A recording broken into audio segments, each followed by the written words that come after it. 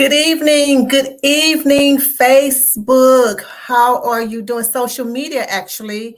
Um, I thought I was more prepared than what I am, but I am here.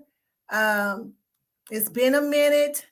I just wanted to just share some stuff. I'm excited to be here with you all, and just to let you all know that we just have a lot of things that's going on. Um, in the neighborhood, if you want to say.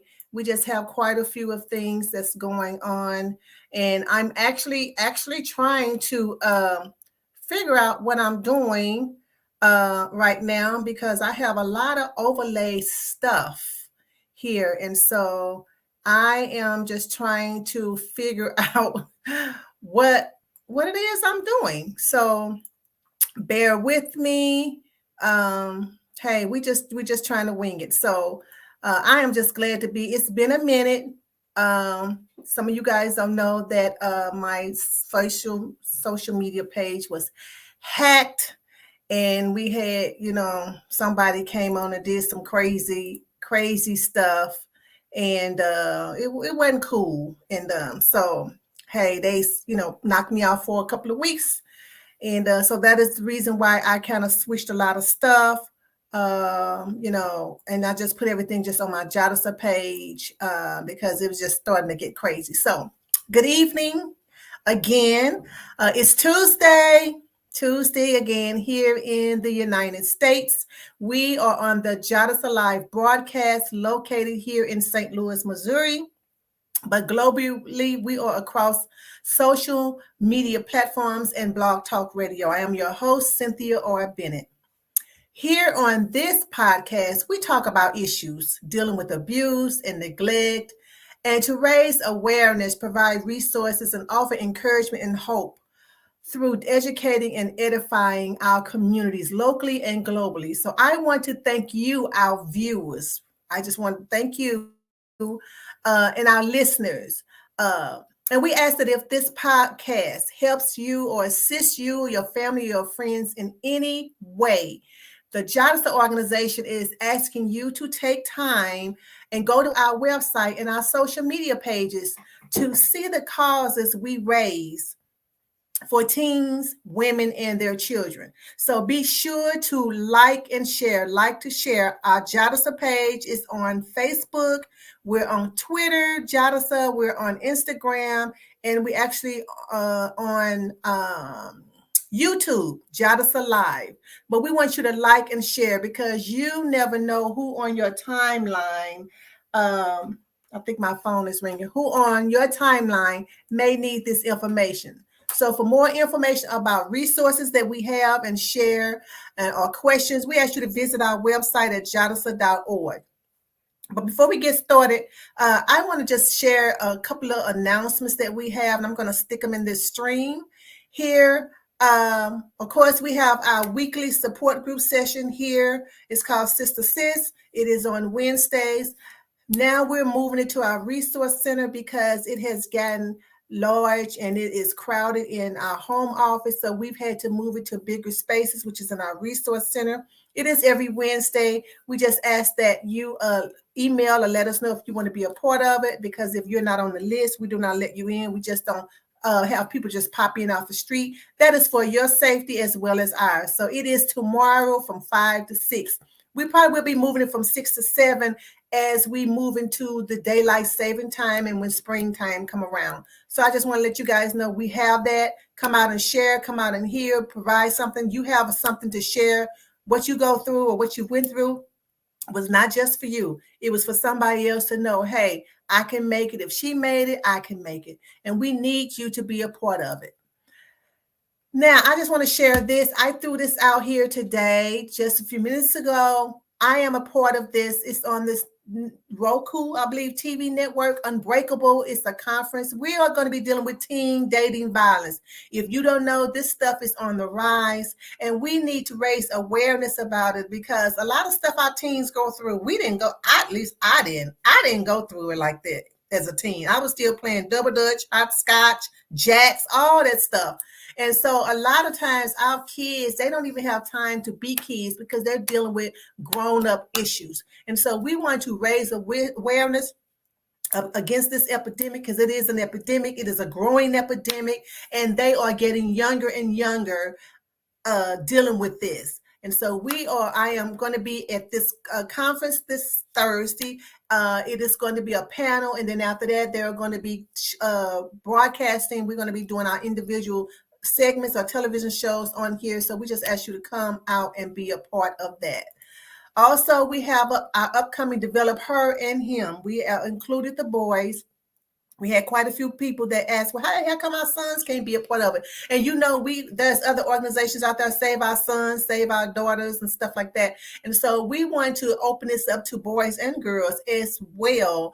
It is going to be 4 Saturdays in spring from 10 to 12:30. All we ask you to do is commit to those 4 Saturdays, bringing your teens from 10 to 18. From 10 o'clock to 12:30, we provide the resources, we provide the laptops, we provide the snacks, the breakfast. All we ask you to commit to the 4 Saturdays. They will create an app. They will showcase. We have MSWs and therapists that will be able to deal with group sessions. And at the end of those 4-week sessions, they will showcase their apps. We ask the parents to come out and be a support to see what your kids were doing.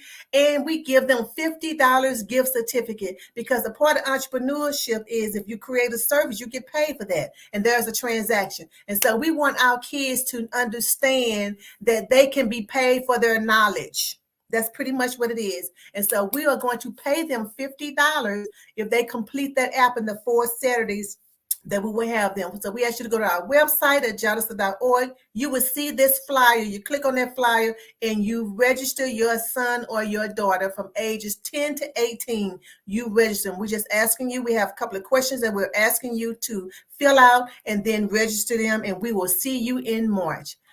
So I just wanted to put that out there. And I was done. Wow. Those were our announcements. So again, go to our website. If I ran through them real quick, I'm only trying to be on here for 30 minutes. I don't want to spend a lot of time. People, 5 o'clock, people going home, get dinner and all that stuff. And I understand. But I do want to put it out there. So, guys, I put out there about talking about some things. This is Black History Month.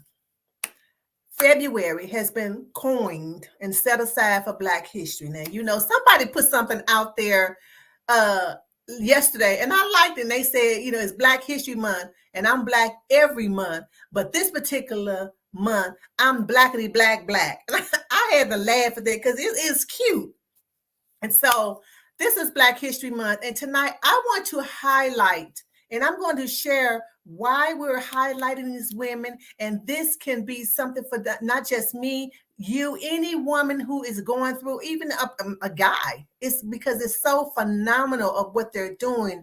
And I just want to let you know what these women are doing. And I'm going to share you my feelings behind this. So I want to highlight some phenomenal women who have inspired me. They rose and accomplished a lot during their time. And I'm going to show you their time. And they excelled. And why? We know there's certain notable figures that everybody know. And I'm not going to share their names. There are millions and billionaires, these women, the African-American women. But I'm talking about these particular women. And so they witnessed, they experienced, and they endured abuse, injustice, and slavery. But they still had a dream to be more than what society told them that they could not do. And so that resonated with me, because the minute you tell me I can't do something just kicks in me. I'm going to do it. I'm going to do it. Even if I don't want to do it, I'm going to do it, because that motivates me. Don't tell me what I can't do, because now I'm going to prove to you and I'm going to prove to myself. And so I must tell you up front, with these women, I got 4 on my showcase. I have some feelings. I have some feelings of admiration and elation and just love. But then I also feel some type of way. I kind of had an attitude and I got upset, because I'm like, wait a minute. Why come these women are not in the history books? Why come we haven't heard about these women? I just learned about these women the last 2 years when I was in the education system, and for Black History Month dealing with business, the kids had to showcase women in African American business who were not known. Don't give me, the Michael Jordans, the Oprah Winfrey's, the Beyonce's, the Jay-Z's, and Johnson, all them. We all know about them. I want somebody else. And so I am just discovering their accomplishments recently, and the fortitude, the endurance, the determination that these women had. And I'm not slighting our brothers, but right now I'm talking about the women, okay? I got the women.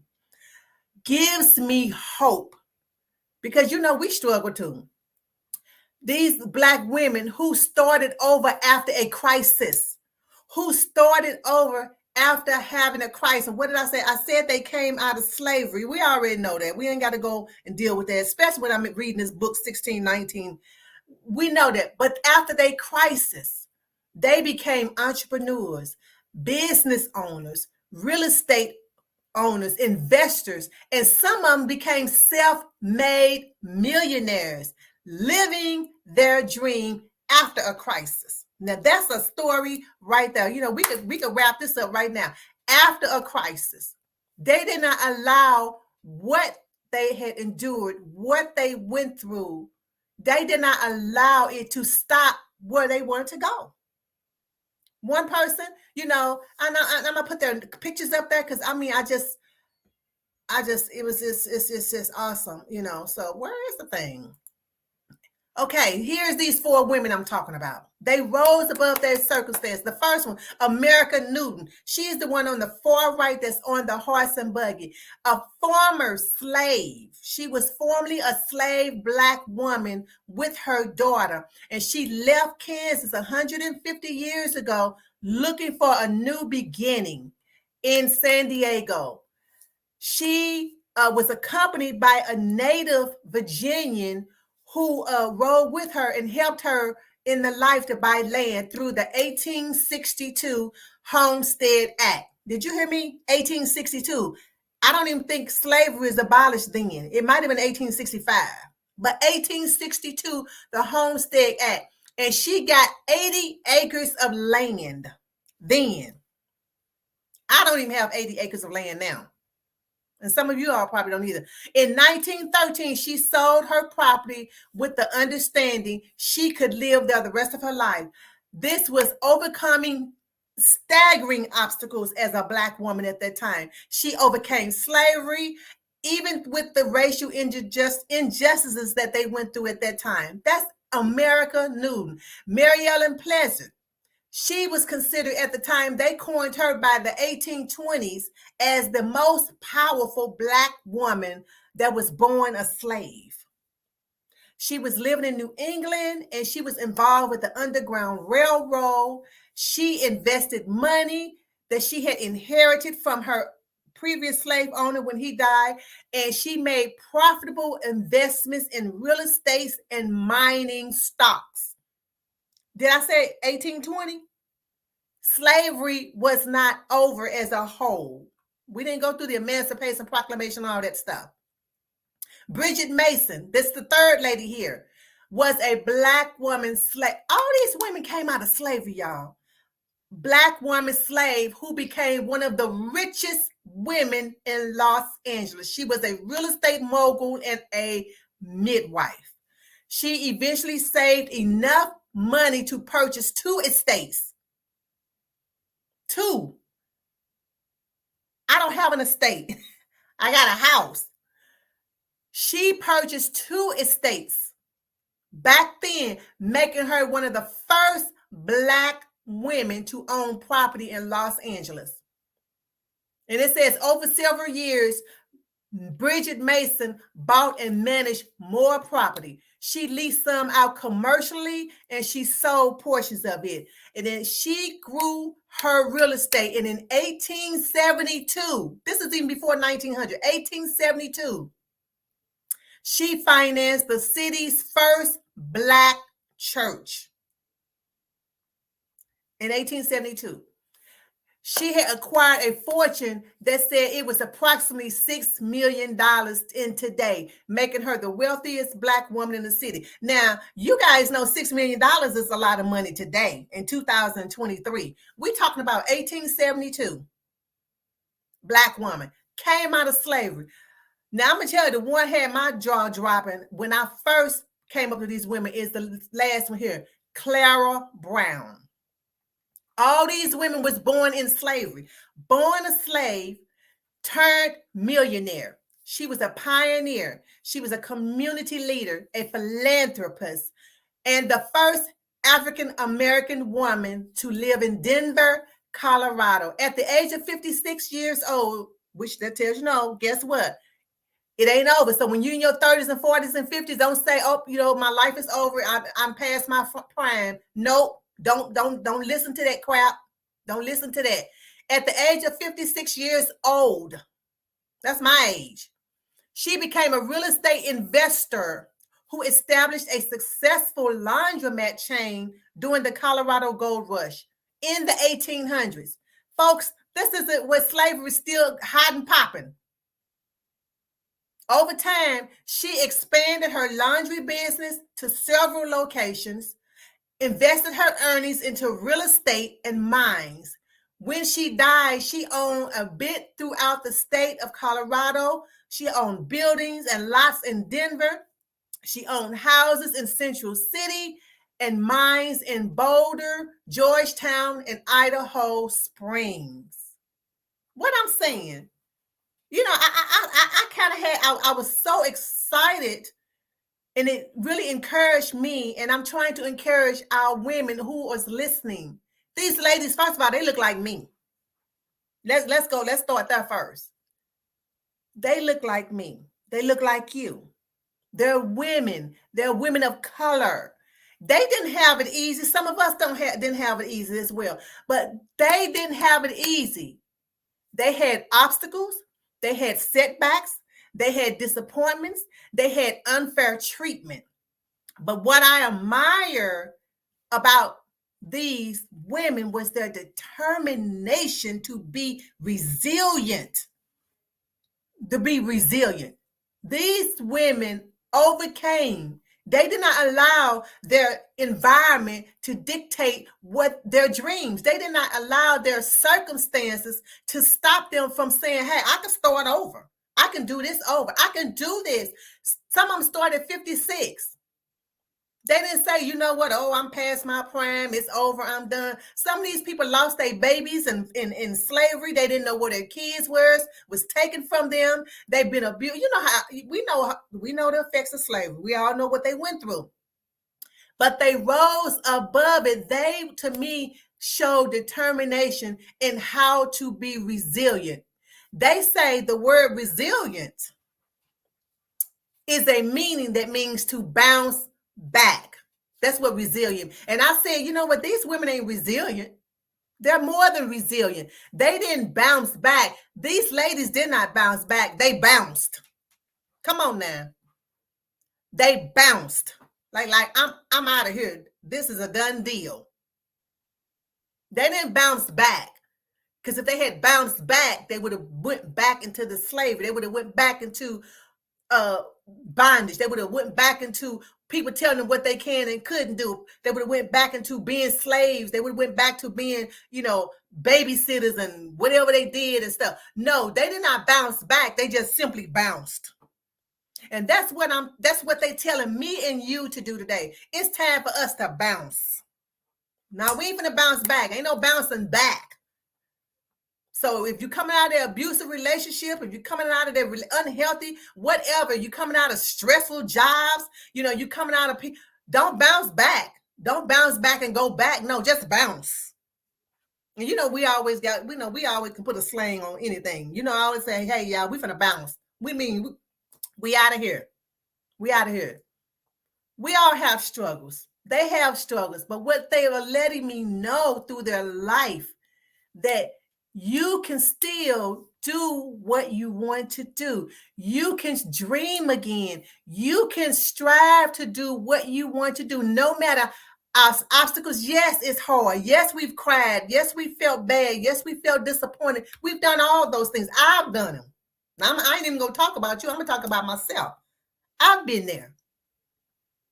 We've had struggles and we've lost some battles, but we didn't lose the war. But we haven't lost the war. We still have the opportunity to bounce. These ladies saying, you know what? Don't bounce back, bounce. And that's what I'm telling you guys. Ladies, it's time for us to bounce. It's time for us to go. We are stronger. We are smarter. And we are wiser than what we give ourselves credit.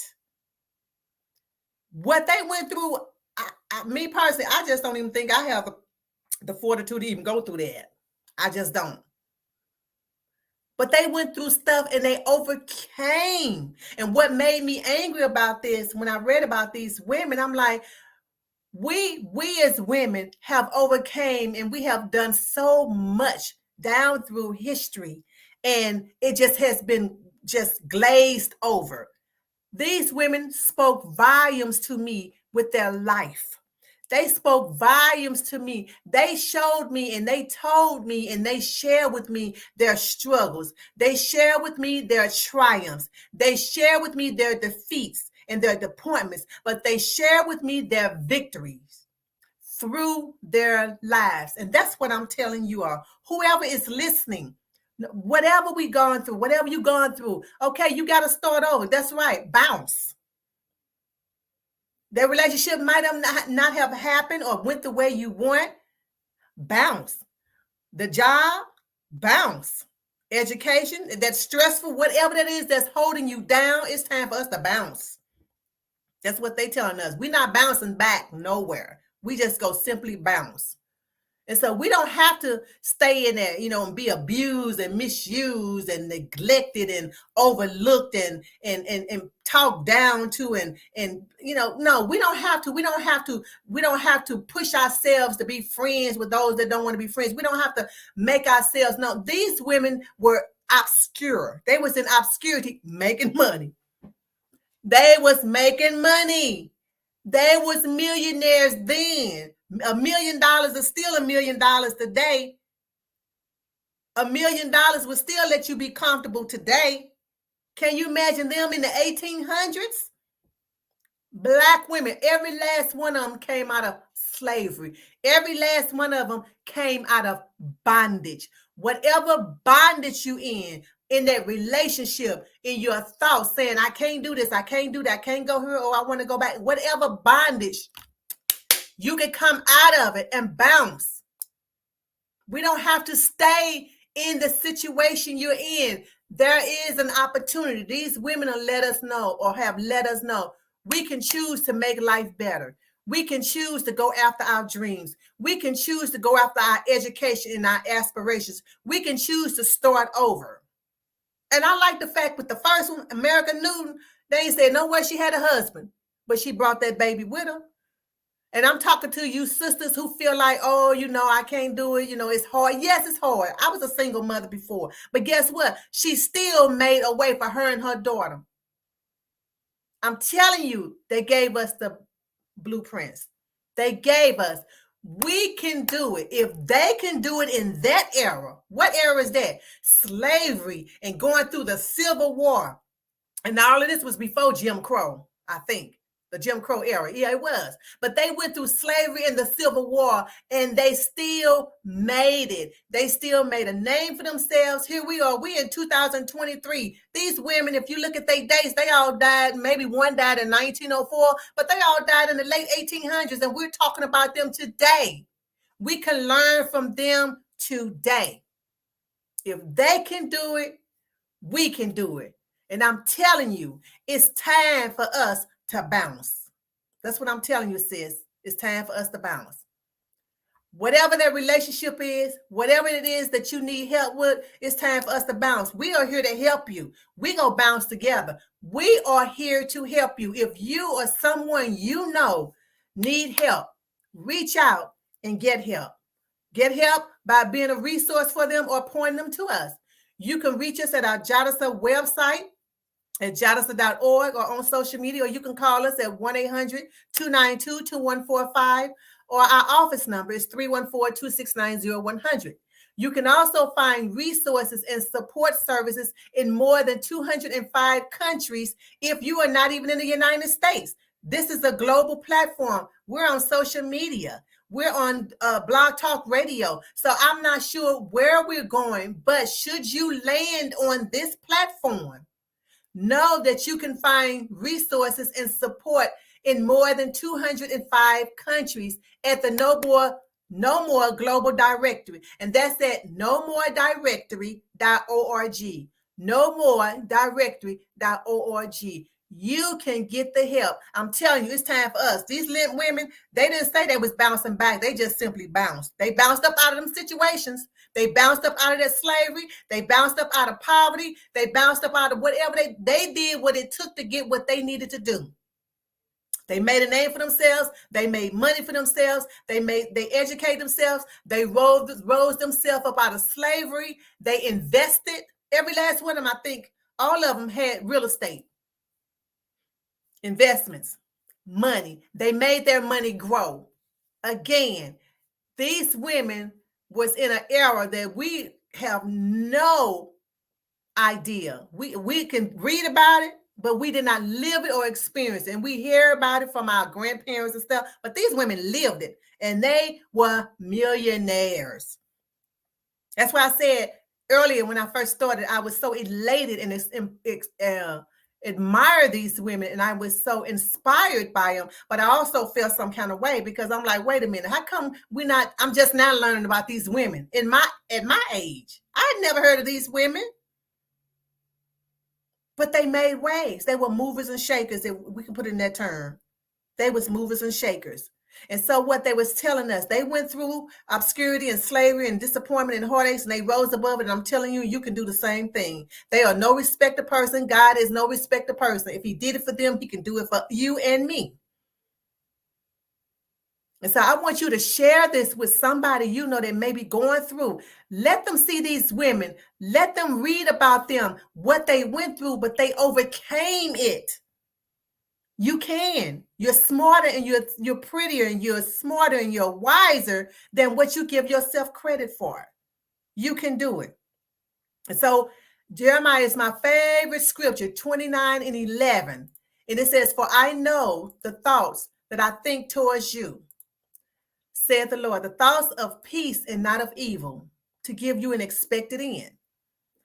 JADISA is a community-based organization and a global community.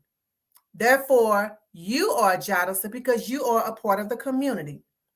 Remember, it's JADISA 24/7, 365 days, all day and every day. With that being said, I'm trying to figure out how to shut this button down. With that being said, I want you to be safe. I want you to be whole. And I want you to be well. Good night.